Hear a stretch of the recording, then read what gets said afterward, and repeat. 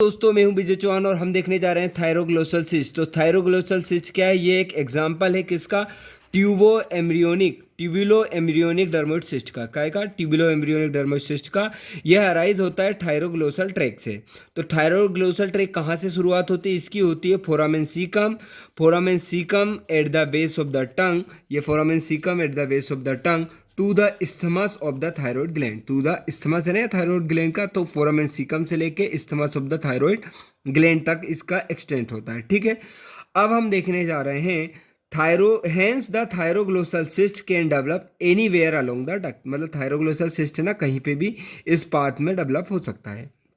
Line कैसे होता है? ये लाइन वाई सूडो स्ट्रेटिफाइड या सिलिएटेड या कॉलुमनार और squamous epithelium which produce desquamated epithelial cell और म्यूकस एट टाइम।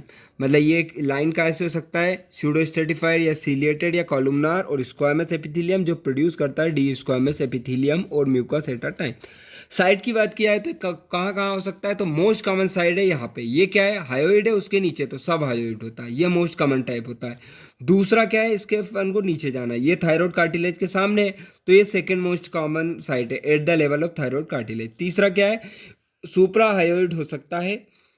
चौथा क्या हो जाएगा? फोरामेन सीकम पे हो सकता है। पांचवा क्या हो जाएगा? क्रिकोइड कार्टिलेज के फ्रंट में, तो at the level of cricoid cartilage. और छठवा कहाँ हो सकता है? फ्लोर ऑफ द माउथ में हो सकता है। अब हम क्लिनिकल फीचर की बात की जाए तो क्लिनिकल फीचर क्या हो जाएंगे इसके? तो ये कंजेनाइटल प्रेजेंट होता है, even through congenital. Thyroglossal cyst congenital होता है, लेकिन अपेयर कब होता है? ये अराउंड 15 से 30 ईयर में अपेयर होता है।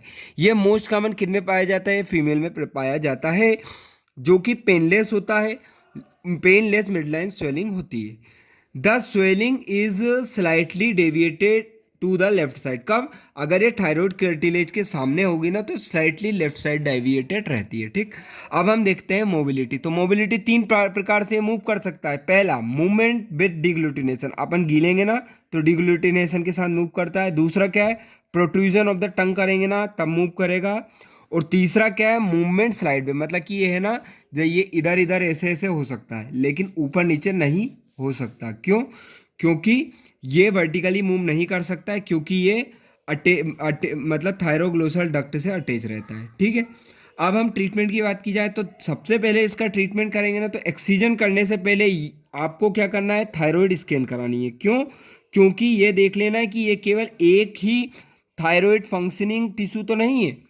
Mandatory thyroid scan is mandatory since it may be the only functioning thyroid tissue. ठीक है, अब इसकी सर्जरी का नाम क्या है? सिस्ट ट्रंक ऑपरेशन कहते हैं। इसमें क्या करते हैं? एक्सीजन सिस्ट का करते हैं अलोंग विथ पूरा track, along with thyroglossal track. Include part क्या है? थायराइड हायोइड बोन का भी थोड़ा सा पार्ट निकालेंगे। ठीक, बीच में इंक्लूड हो सकता है, बीच में include part of the thyroid bone. अब हम देखेंगे कॉम्प्लिकेशन। तो थायराइड ग्लोसल सिस्ट की क्या कॉम्प्लिकेशन हो सकती है? सिस्ट में रिकरेंट क्या हो सकता है? इन्फेक्शन हो सकता है, या फिर रेयरली पेपिलरी कार्सिनोमा हो सकता है, या फिर फिस्चुला फॉर्मेशन हो सकता है। तो ये हमने कंप्लीट करा थायरोग्लोसल सिस्ट। Thank you.